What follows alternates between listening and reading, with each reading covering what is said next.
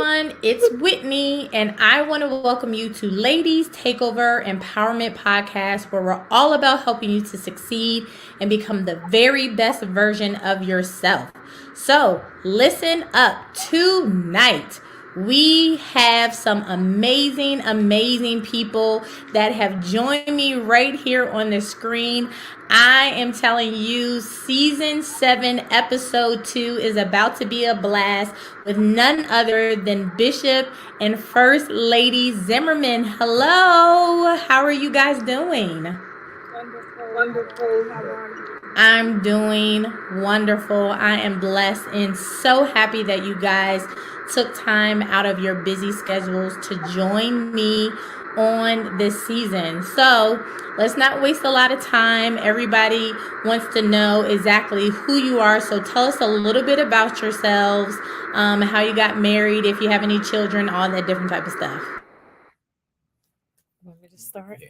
So I am Pastor DeeDee Zimmerman. I am originally from New York City, and I moved down here in Maryland in 1996. Joined Mega Ministry, and then I was part of their drama ministry as well, and did some local plays here in the area. So I went to visit Rehoboth Baptist Church, where I saw this handsome gentleman over here playing the role of Asagai in A Raisin in the Sun. And wow, the story just goes on for that. Do you want to share the rest of the story? Yeah. Well, first of all, I'm from originally from Cleveland, Ohio, and the Lord brought me down here, forced me to move to DC. I didn't want to come to DC. I didn't like DC because everybody looked alike and everybody did the same thing and talked the same talk. So I wanted to stay up in Cleveland where I was, but the Lord was like, "No, your destiny is in DC," and so He brought me here. And I went through different things, and the whole time God was just preparing me for ministry, doing the whole courses of different things. And as it relates to me and Pastor, I was in a play, Raising the Sun, at Rehoboth Baptist Church, and playing Asaga, the African guy. She actually thought I was African. I did. Because my accent was kind of thick, And I saw her, looked at her, glanced. I was like, "Oh, she cute. Okay, I see you. A little suit on. I see you." And I wasn't trying to be aggressive or anything like that, but I think the Lord kind of took over from there. And one part of the story is that we kind of linked up, but we were just talking. It wasn't anything else involved. We were just talking. And then one day we ran into each other at this gas station that I don't live. Yes, I don't live near it, and she doesn't live near it. You don't even see the gas station from the street. It's off to the side. And I pulled over because I was taking my daughter to summer school, night school, something like that. And she had to register or something. And I had to get some gas. And I pulled over and I'm pumping gas. And I hear somebody say, "Mr. Zimmerman." I turn around, it's her. I'm like, "Yo, what?" And so it was at that point I said, "Okay, God, something's up with this. This is not a coincidence right here." Right. Yeah. So, and everything went from there. And now we're full-fledged in ministry, and we really, really fully understand why He brought us together. That's dope. That's awesome. So tell us how long you've been married, how many children you have together. Did you say all those things? Not yet. So we've been married. This will be 13 years this year. And we have 4 beautiful daughters. We are a blended family. Bishop had 3 daughters. I had 1, but we have blended them all together along with our dog Chance. And it's been an interesting ride. I'm going to say that it's been interesting. Everyone thinks that blending families are totally difficult. No, they can be, but it's how you blend them, how you push things together, and it does take time. It's a timing thing. It's a God thing. It's not something you just go, oh, you're together, your family, poof, it's done. It doesn't work like that. Mhm. I 'Cause like that. yeah, I played referee in the house plenty of days. I put them stripes, Okay.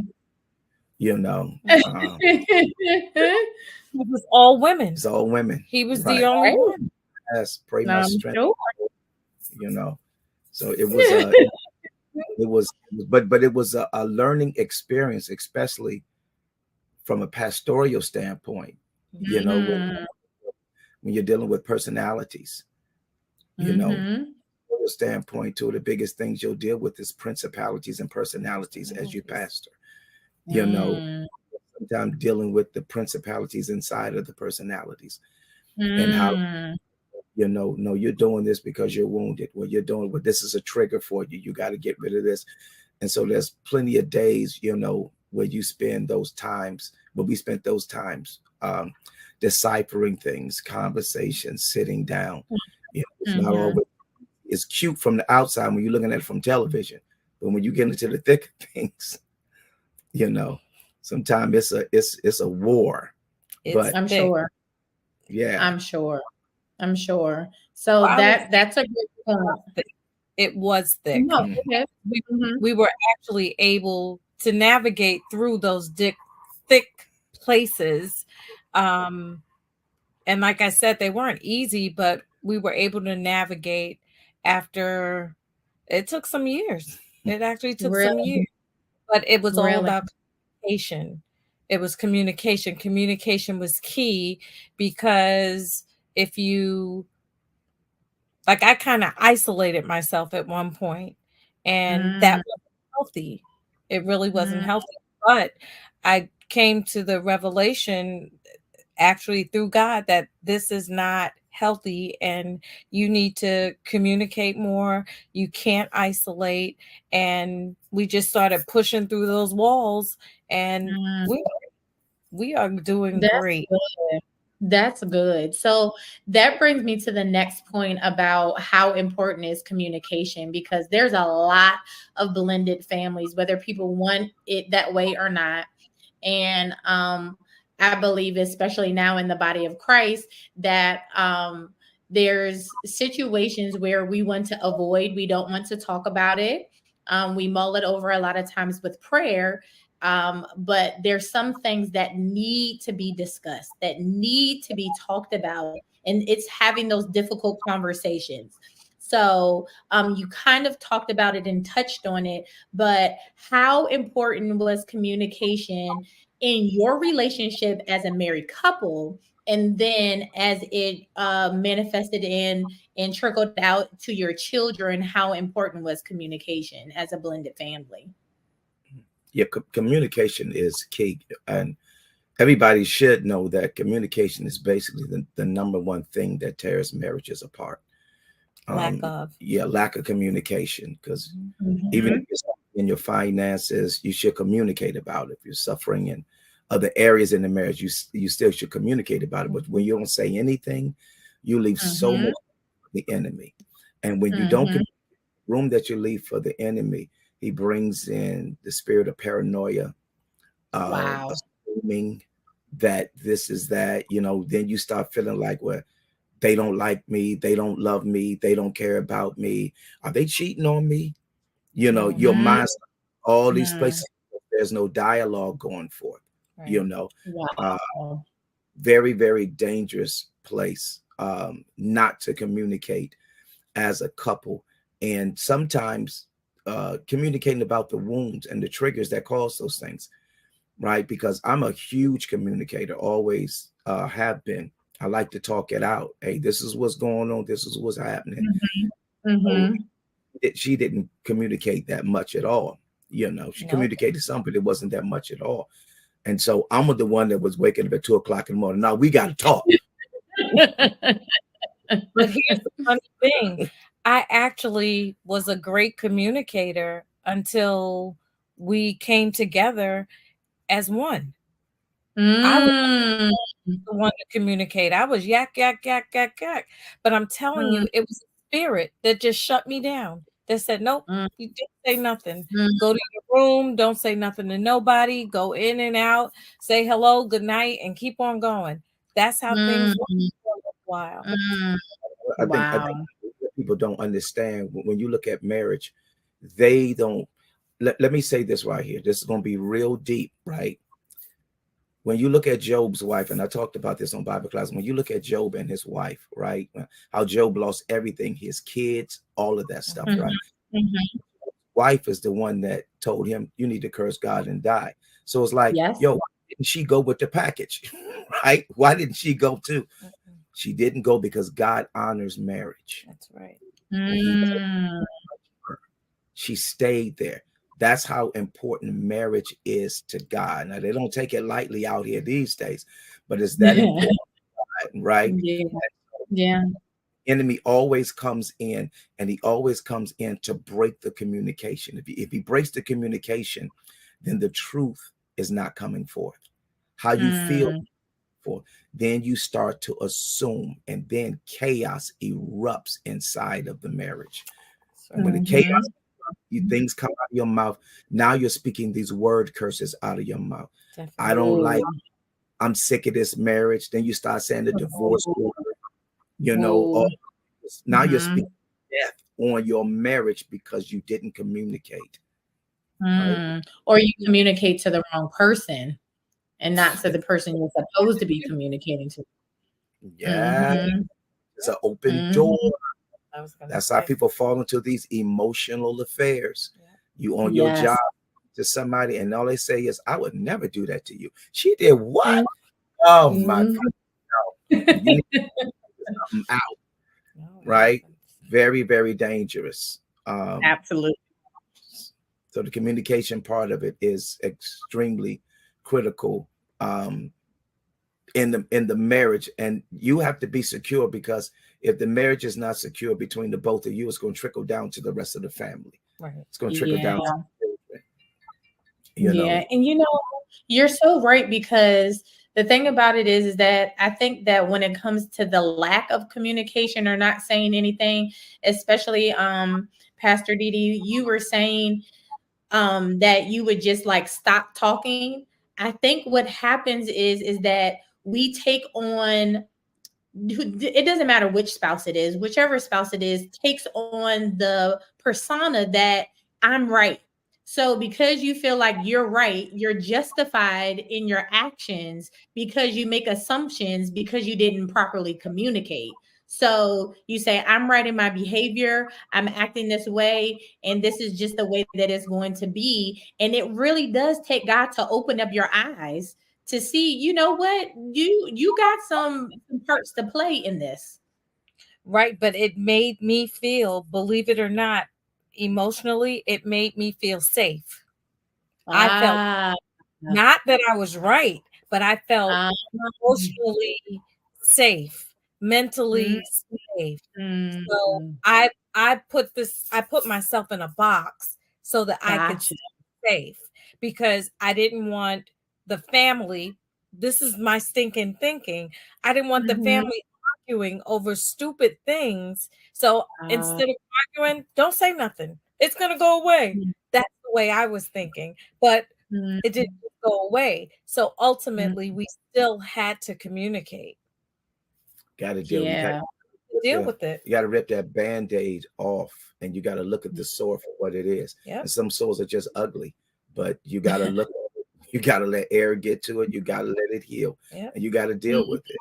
You got to put mhm, some oil on it, anointment on it, mhm, so that it can heal. mhm. That's part of the process. But that's Yeah, marriage. You know, that's just what marriage is. Yep. And people, 100%. yeah, Absolutely. yeah, they got to understand. Absolutely. So then tell me this. How do you think, because you said one of you said that you were a great communicator, the other one said that you weren't. How do you think that you guys have made each other better since you've gotten married? Because I think that as the years go on, you're not necessarily the same person that you were when you guys first got married. So have you guys became better? Wow. I would say by learning during the communication, not just talking, but listening. Listening Mm, is so key.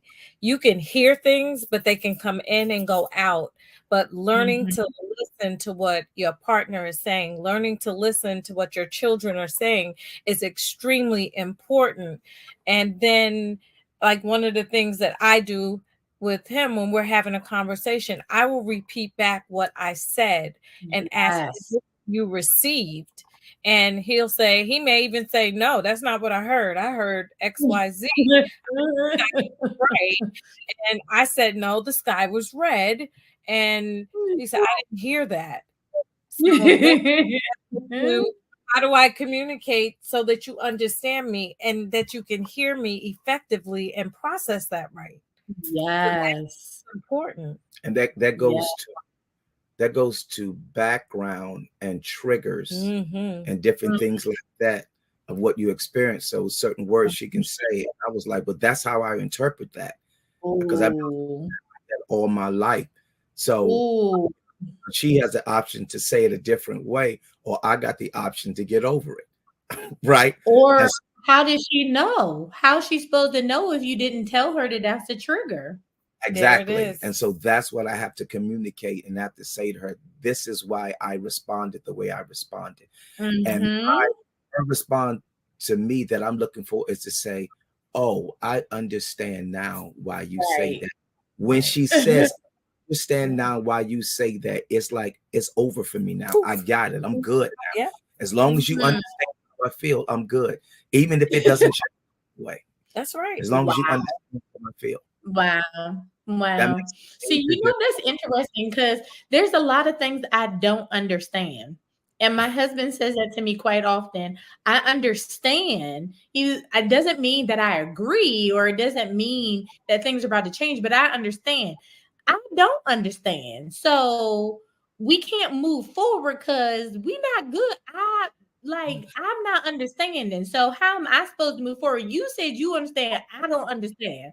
So I can't move forward. You ready to move forward? I'm not ready to move forward because I don't have any understanding. I'm not therapeutically in a place to understand, and you saying you do. Mhm. So, for me, sometimes like I have to come to grips with that. Some situations I'm just not going to understand because he and I are two totally, completely different people Right. And altogether. that's okay. It's like agreeing to disagree and still being able to come back at another time, another space, and say, we never really cleared this whole thing up. You want to talk about it again and try to Guess go what at it? he said, Pastor? Guess what he says? No. He says, no. No. No, we're not talking about it because if it's over, it's over. You know what I mean? Like we're not backtracking. Especially, okay, so here's the thing. Like you ever been in a good place? Like you get past something, then you're Mhm. in a good space. So then you don't want to like go backwards to then go back to talk about something because you like, oh man, it's about to like stir back up whatever's going on. You know what I'm talking about? This is the thing right here, right? When I'm dealing with her, is that Help us. in the moment of that conversation, I want to Mm-hmm. make sure that it's clear because I don't want to give the enemy any room at all. So when we leave out that conversation, this is how you feel, this is how I feel. I understand how you feel, you understand how I feel. Now we have just killed any seed that can Mm. and that could grow. Right. If we say Mhm. we're going to come back and talk about it later, then the enemy is going to water that seed some more. He's going to keep watering it, Absolutely. water it. It's going to grow, and then we're going to look up, and it's going to come through the dirt, and it's going to sprout up again. It's stick its ugly head again, right? Mhm. From a Mhm. place of complete transparency Mhm. that hey, we know we got to kill this because we don't want it damaging the marriages. Can I give you an example real quick? Sure. Like, Yeah, yeah. time because this is my second marriage as well as her second marriage. Mhm. First marriage was like 15 years, right? Mhm. And so she did something one time, and it reminded me of the first marriage, and immediately trigger. went off. And I was Mm. like, you remind me of my, and then she said, hold up. You know, that Sure. I'm sure. you know, I am not her. right. Mm-hmm. Those things started happening, right? And so I couldn't squash that and say, well, you just don't do that no more. I couldn't say just don't do that no more. I had Okay. to say, I have an issue. I have a choice. Yeah. I need Yeah. to get this out of me. I got a soul wound. It's called a soul wound. That's good. That is still there, Mm-hmm. that has to be healed. It's a place of Mm-hmm. bitterness, of hurt, I like rejection, that. and it's got to be healed. If it's not healed, it's going to damage the rest of the marriage. We're going to have these little things the rest of the marriage. And so we've never dealt with that issue again once the Mhm. came out with it. But it took us sitting there maybe for an hour or hour and a half to Okay. hash the thing out. But it's worth it if you're going to be in marriage for 13 years so far that we've been in. It's worth going. Yeah. You gotta fight. Marriage is a fight. You gotta fight for your marriage. Yes, it is. Yes, it is. You're absolutely right, which is a great point to bring me to this. You said that you both are in ministry together, and in being in ministry together, there are a lot of things that happen as a pastor, or if you both co-pastor or first lady and pastor. And the reality is that it can cause conflict in your marriage. It can cause conflict within the ministry. And so have you ever experienced conflict with each other because of ministry related things? And then how do you deal with it? Oh yeah. You want me to answer that, huh? I Right do. in I my want face. you to do that. Right in my I face. want you to do it. Yes. Early on in ministry, starting a ministry from scratch, Yeah. as a pastor, you dedicate yourself to the ministry, doing this, because even though God does grow the ministry, but you're there being used to Right. help grow the ministry. And so you dive into it, all into it. Right. And sometimes getting that close into it, you begin to neglect other places, in marriage and in the family, because you don't want to disappoint God. And I think a lot of people don't look at that. I don't want to disappoint God, so I got to make sure I do this. And I want the ministry to grow. I want it to prosper. And so you dive, the ministry starts growing, and then the demand of the people, and they're calling you and things, and then hurt in the ministry for people that you helped, and then they just jack you up, and now you hurt and you frustrated sometime. And who does that come out on? Sometimes it comes out on your spouse, the frustration of it, Yeah. and conflicts where, because she has ministry too, and so she's asserting herself in the ministry, and I'm pushing her as well. Hey, I need you to make sure the women are straight, take care of the women, do this, and certain things that she want to do. I'm like, nah, that's not a good idea. She's like, but I feel like the Lord is telling me, those particular things. So even allowing her the grace to stretch out and do some things, because I have to let her trust what she's hearing from God. I can't be a dick over the situation, But then you run situations where the phone calls come in late night, and it's like, hold up, wait a minute. Boundaries. Look at Absolutely. Absolutely. I'm a firm believer that boundaries. Here's my thing with that, right? Because I'm in ministry with my husband too. He's a bishop too. God bless his heart. But for some reason, I have boundaries. I don't know how he doesn't have boundaries. I have a do not disturb time that comes on my phone, but I don't know why our phone doesn't go on the other spouse's phone doesn't go on do not disturb. So like, no, I don't understand, because we both are pastors. We both are in ministry together, but I determine, here's what our one of our bishops told us, that is one of our spiritual fathers. He said that most times you'll learn later on in ministry that it's only if it's a real emergency. If they're calling you past 11 o'clock at night and you don't answer the phone, then it'll still be an emergency in the morning when you call them back. But if you don't call them, you don't answer the phone, and by the time you call them back the next day, they will have figured it out if it's not a real emergency. I was like, you know what? That is true. Yeah, that's true. I mean, one time I got a call. One of my members was shot. It was at 12 o'clock at night, and I know that this they don't call me that late, and so I ducked and I got up, I got dressed, and I rode all the way into DC to the hospital. You know, that doesn't happen very often, but that particular right there, you know, I had to get up and do that. But most of our saints know that late is probably an emergency. But see, me, I'm a different type of, and I understand exactly where. No, finish it out. You're a different right. type. We just talked about communication. Come on, bring it out. I'm a different type, right? And so my phone doesn't go on do not disturb, right? But you don't think that people take advantage of that? Well, I mean, I won't say people take advantage of it.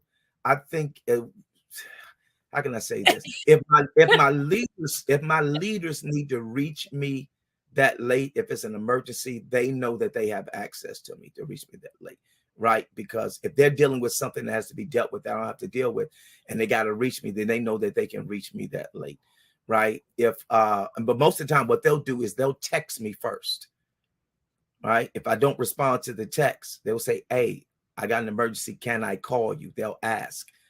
You know, so I don't get too many people just calling me like that. It's just that I'm always on yes mode. Yeah, give me a call. What's I don't like text messaging at a certain time either, because I feel like if you respond right back at 12 o'clock and you supposed to be in the bed with me, then they know that me and you ain't doing what we supposed to be doing in the bed when you respond immediately at 12 o'clock at night. So no, just don't respond, period. And they're taking note to it, because that's funny you mentioned that, because someone, actually 2 people mentioned that to me. 2 members mentioned that. Like, when are y'all in the bed together? If he's up doing this, how are you able to? And you respond just like that. Yes. I mean, we get in the bed together, but lately I've been on this midnight. You just explained. I've been on a midnight. It's prayer been different thing. lately. It's been different lately because I've been on a midnight prayer thing. Where I've been really just messing with you, Bishop, because you know my husband is too. You know, you already know. This is like a no-win situation. I know. There's no you could probably give. Yeah, he's like me. This is what we do. This is how we are. You know, it's just the heart of who we are. This is how we operate. We love the people. But it's funny we're talking about this, because last night during my midnight call, right, during my midnight session that I'm doing, the Lord specifically told me, he said, you do not have to take every phone call. You don't have to take every phone call. He said, ask me when you get a phone call, when you look at that phone call, ask me if you need to take this or not. That's good. You didn't share that. That's what he said. Ask me if you need to take it. He said, but you don't have to take the call, because the enemy will use them to bombard and snatch away your time. Right? And let me tell you what's happening to me, that I know it's being choreographed by the enemy. Somebody could call, they could call me. I can pick up the phone and answer. 30 seconds later, I get another call in at the same time. It's been happening like clockwork. 2 calls at the same time. It's been happening like clockwork. So I know what the enemy's trying to do is to bombard, and it's to snatch my time from me. So God said, what did he say? Arrange the phone calls. When they come in, you get them, you go by priority.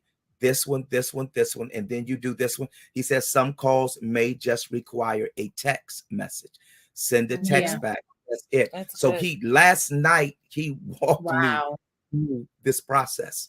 You know, I fully understand. I need him, because your church is growing. Your slate is going to become more heavy, and you're not going to be able to talk to everybody. No. Right? I'm a hands-on pastor. He said, but you're not going to be able to talk to everybody like that. So you have to learn how to operate like that. It's like Moses.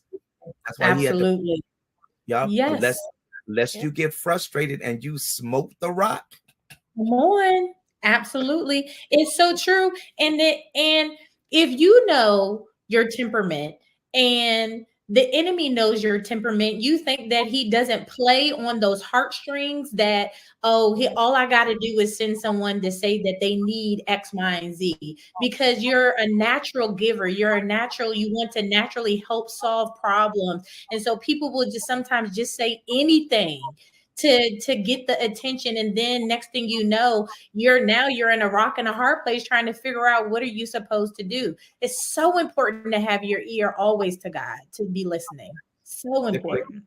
they're called drainers. The enemy will Yeah. send drainers in to just grab your ear and suck the life out of you, suck your time out, all those things.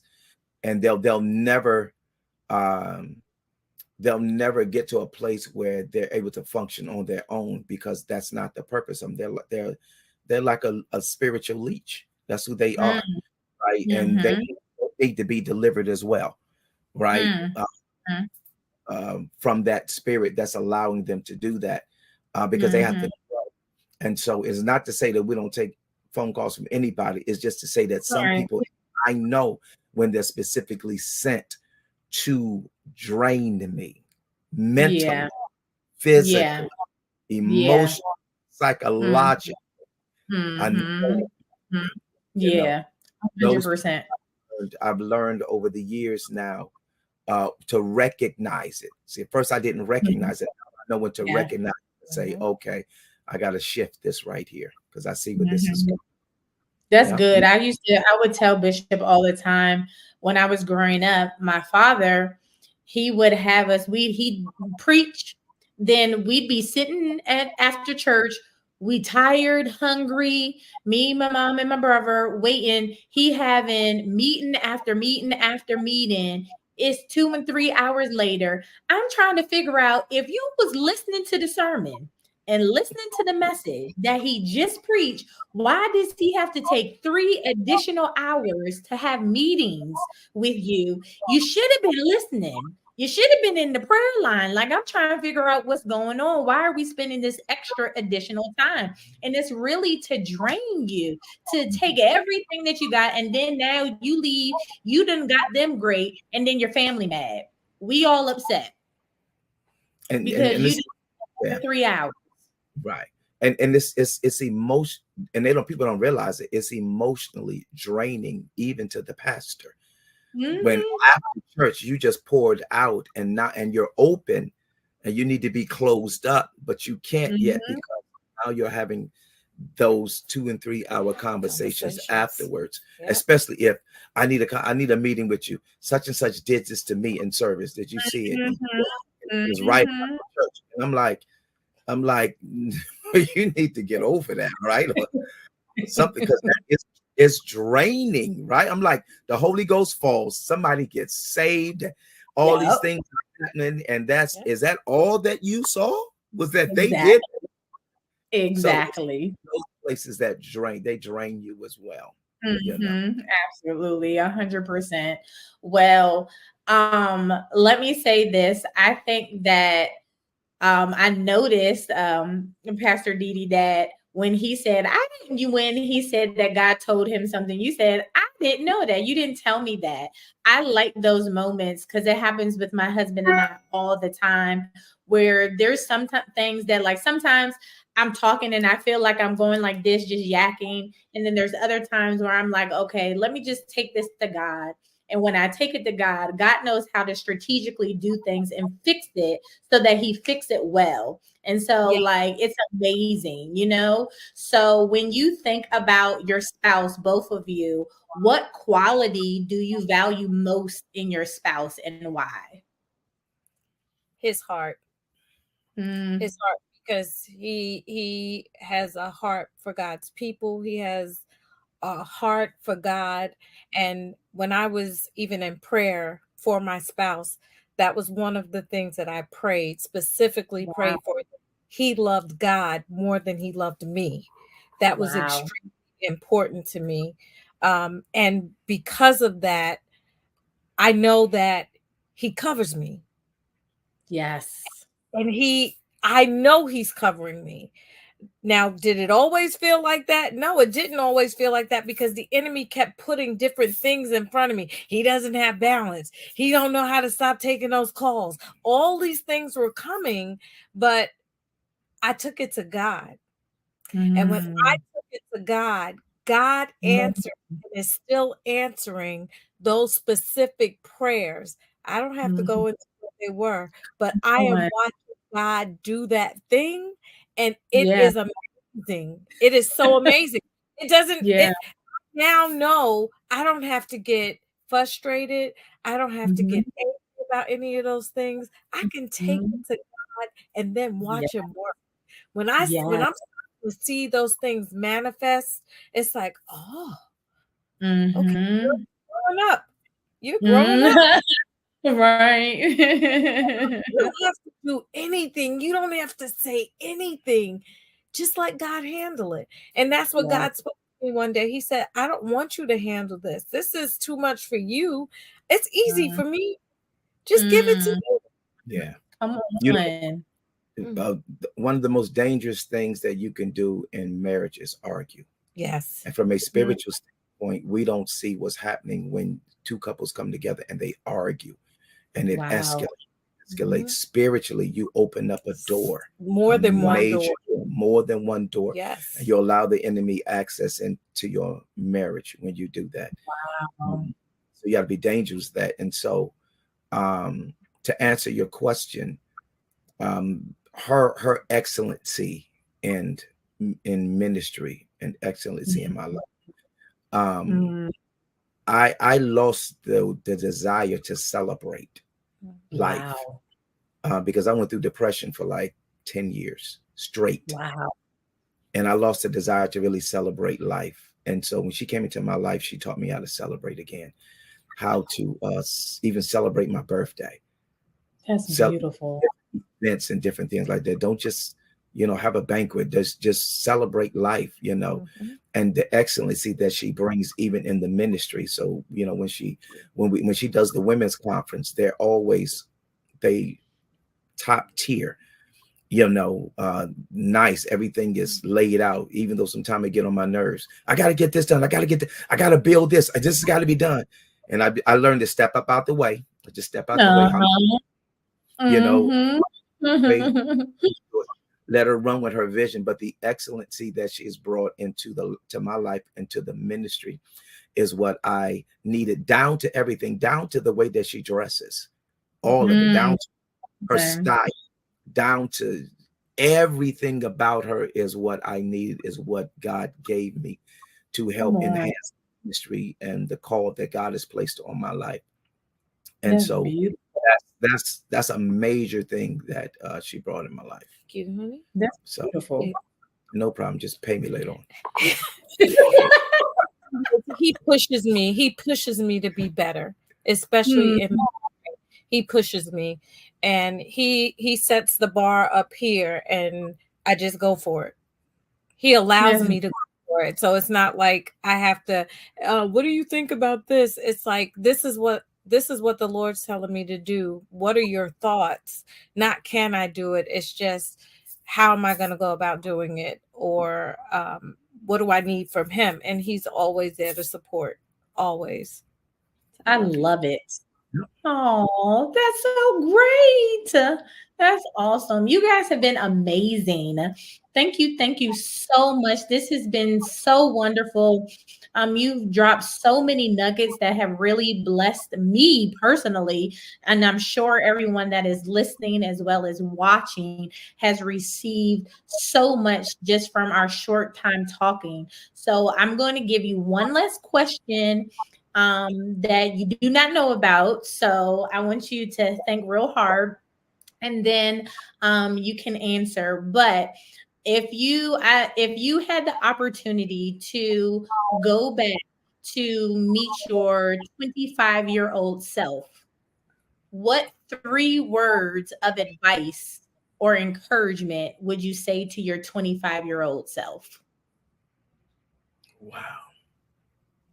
What, 3 words I would say? Mhm. And then explain your three words.